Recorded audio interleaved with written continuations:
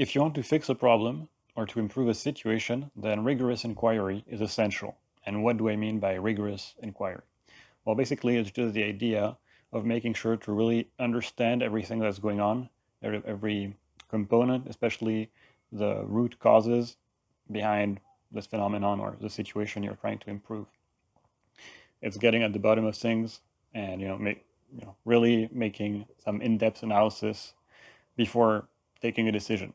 And it stands in opposition to just kind of sweeping the problems under the rug and pretending that there's not really an issue, or and burying your head in the sand. It's also in a position to just kind of half-assing things and or winging it, just kind of going at random or just following your whims and without trying to really understand what's going on and just saying, oh, maybe this will do. And there's a Latin quote that goes, ignota nulla curatio morbid.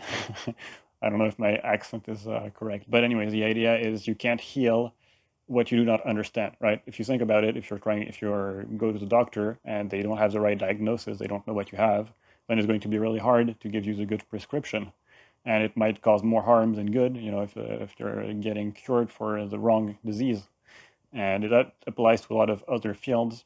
When you're kind of trying to solve a fairly complex problem, you probably want to understand what's going on before you start trying to put things into motion.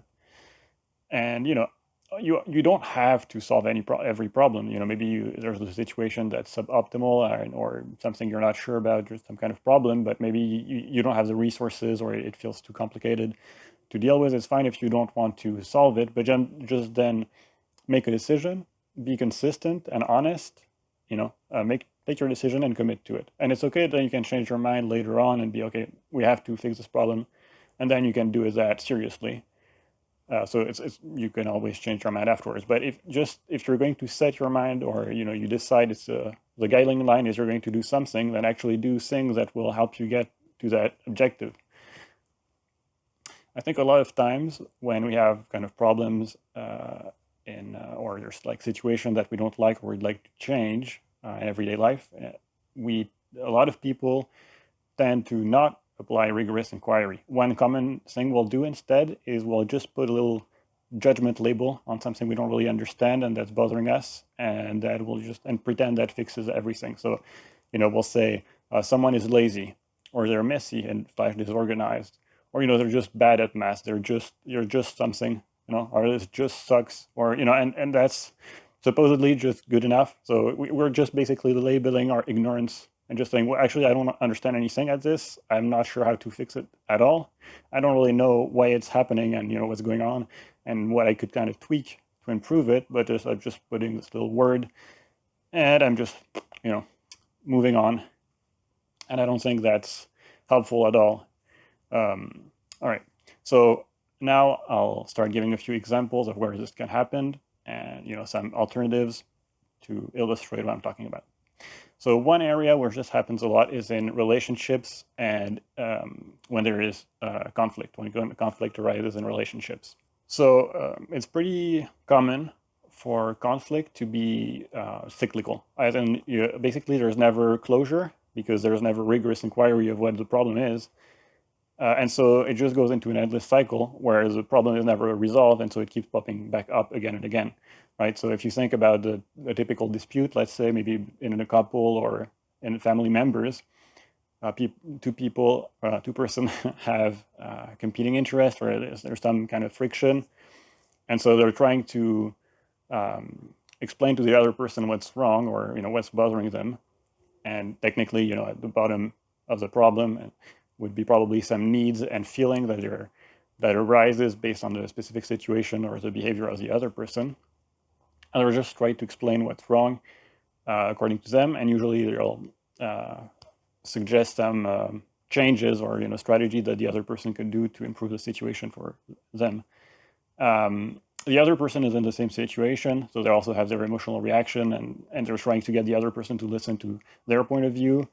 And so it's not going anywhere because basically every person is kind of really centered on their own, what's going on inside themselves. They're not very good at communicating it. they're not really listening to the other person, and they're just kind of forcing what they think would be right onto the other person.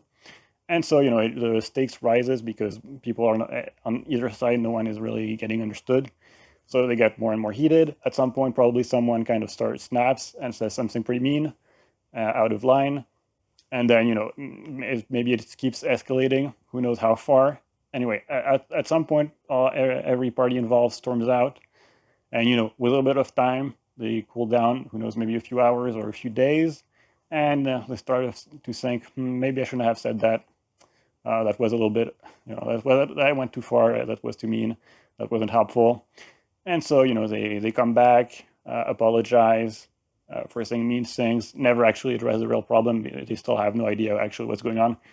And then they just kind of move on. They're just like, let's pretend nothing happened. We love each other again. And, it's so great. And we have no idea what happened. So next time the same stimulus that started this specific situation happens, it's going to happen again. And, there is this famous Einstein quote that was used in Far Cry 3 by the villain Vass. Did I ever tell you what the definition of insanity is?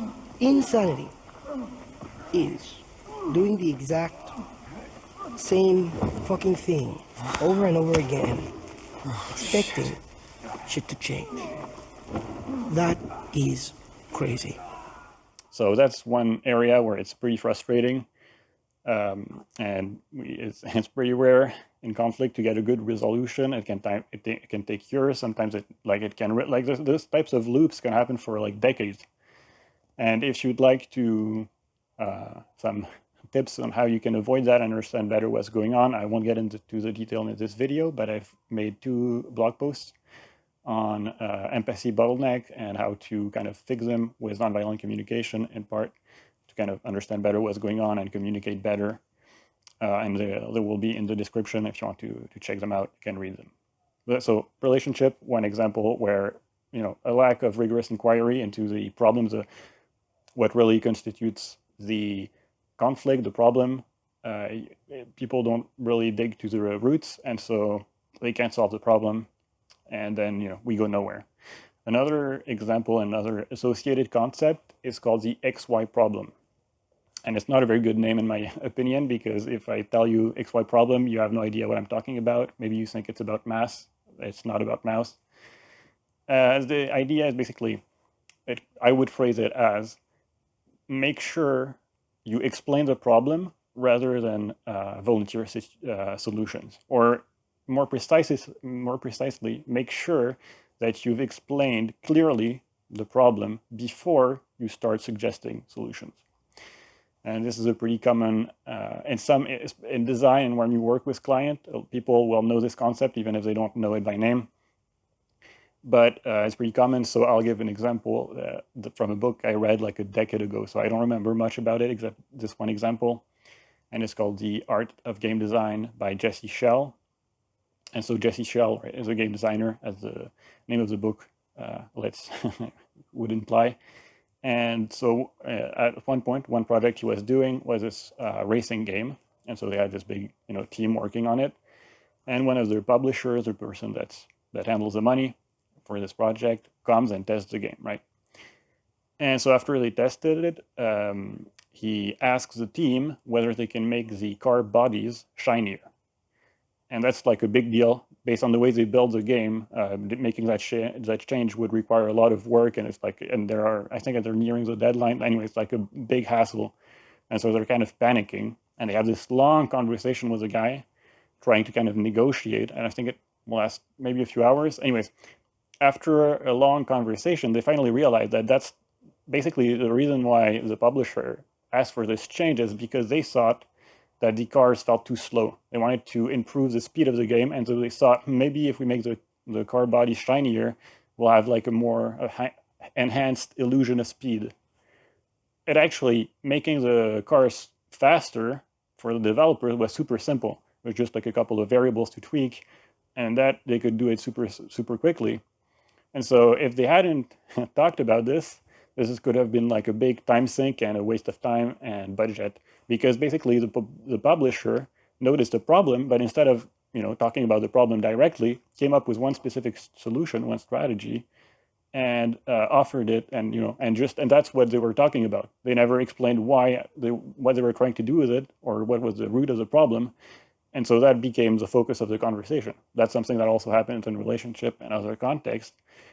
But it confuses everything, because shiny cars isn't the actual problem. The problem is speed. And so if you try to fix a fake problem, well, then you're not making a lot of progress. You're wasting time. So that's something important to keep in mind. You really want to be clear on the problem, and the solution comes afterwards. First, you need to understand what's going on properly, right? That's rigorous inquiry. There is another similar concept in game design, or in general in designing anything. It doesn't have to be games. Like users who use a product and the people that design the product. It can be a game, it could be an application, whatever. But there's this idea that the user base, the users, are very good at finding problems. Okay, they can notice problems because the people who make the product are so used to working on it. They've got tunnel vision, and their needs are completely aligned with those of the user base, and so they can kind of miss a lot of real pretty obvious problems, or they have their own little workarounds, and so their perspective gets pretty different from the people who use the product every day. But on the other hand, the user base is terrible at finding solutions for these problems because they lack all the context. So for example, if you take a game, maybe like a multiplayer game, and you've got different like a shooter, hero shooter, and some of the heroes are very overpowered, or there's a problem in balance, and so they have solution how you could improve the game. But most players have no ideas of all the context, because in design it's always complicated, or it's kind of like a system. So you change one variable at one point, and then you break the game at like 5 other points that you never would have thought of. And so the designer are a lot better at understanding all the different variables that go into it, and then fixing a problem once they realize there is a problem. And so the optimal workflow, right, is for the users to point out the problem, and for the designers to listen to the problems, but then the designer work on solving them. And the users can suggest solutions, but they should really focus on the problem, and this kind of ties in with the XY problem.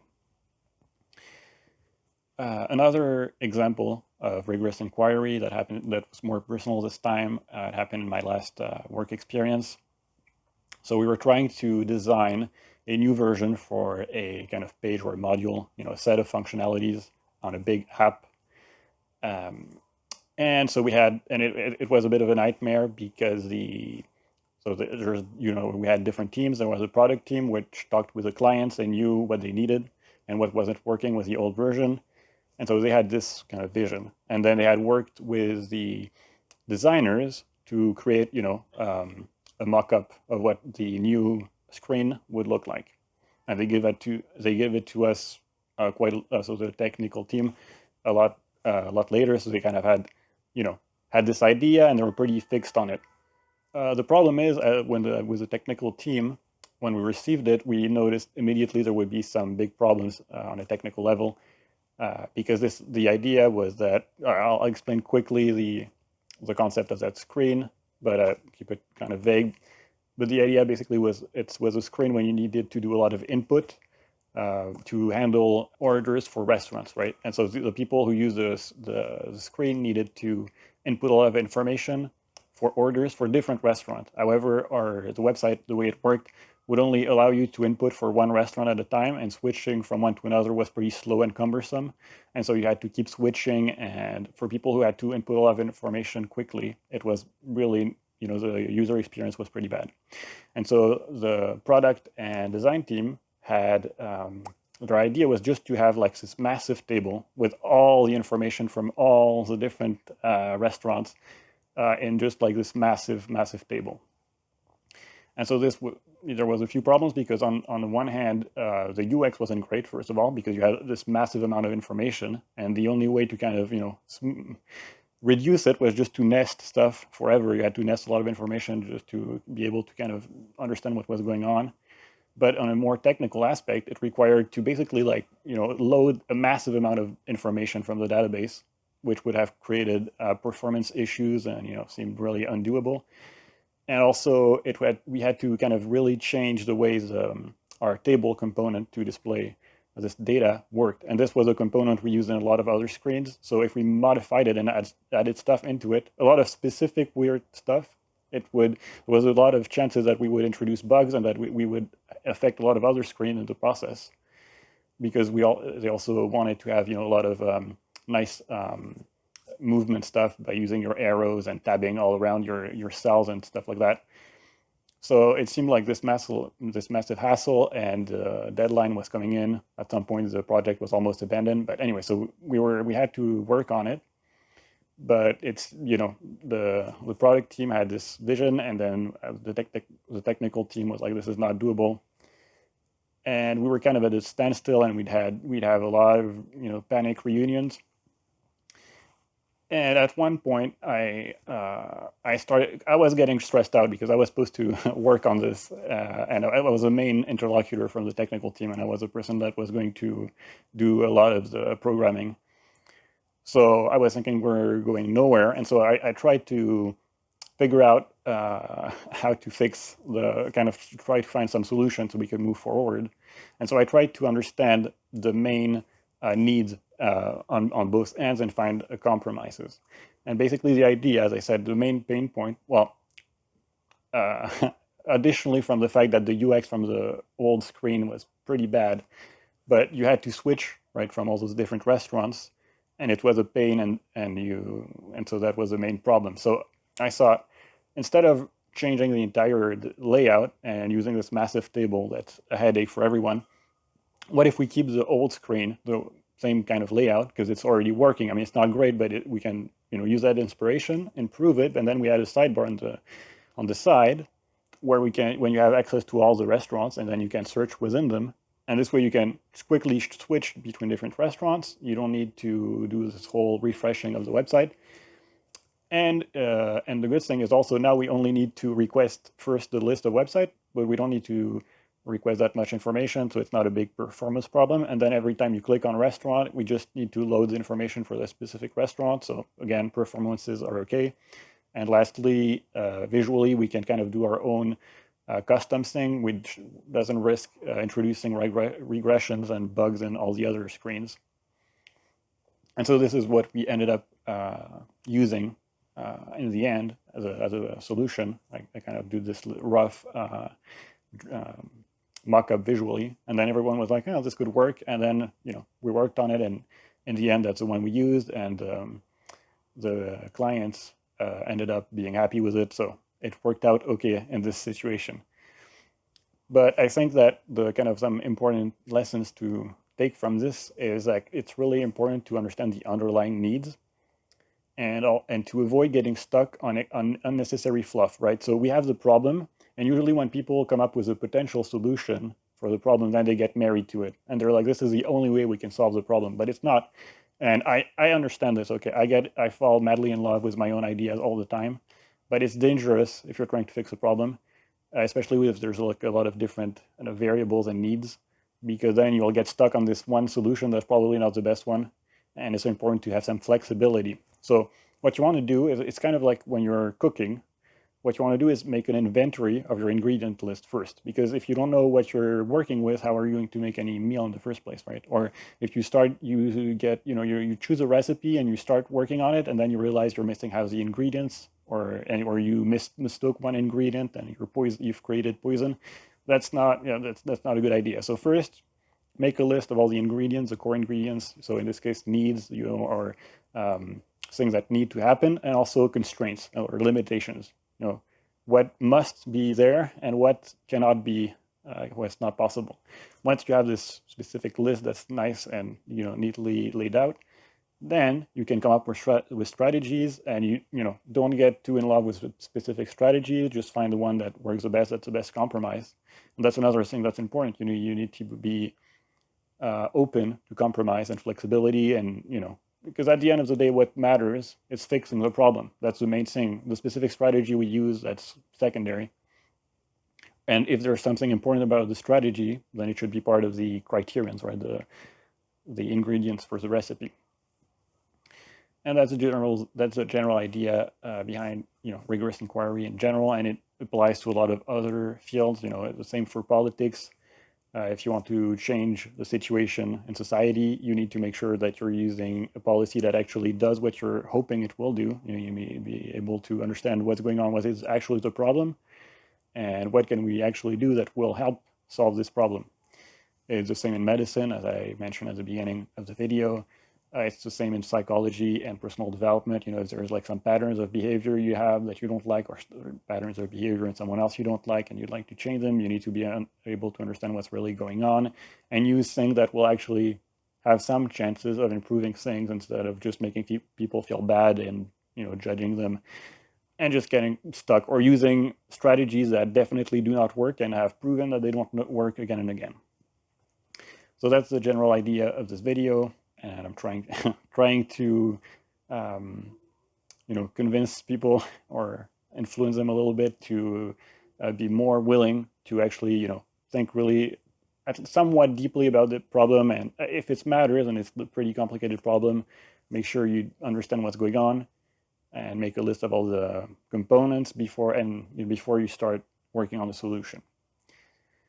So I hope you found this video interesting. If you liked it, you might be interested by another video I did that's called One-Dimensional Scales or Gross Oversimplifications, which is also about kind of nuance and the way we think about things, or like an alternative from the way a lot of people like to think about things. That's it for this video. Hope you enjoyed it. Thanks for watching, and see you in the next one.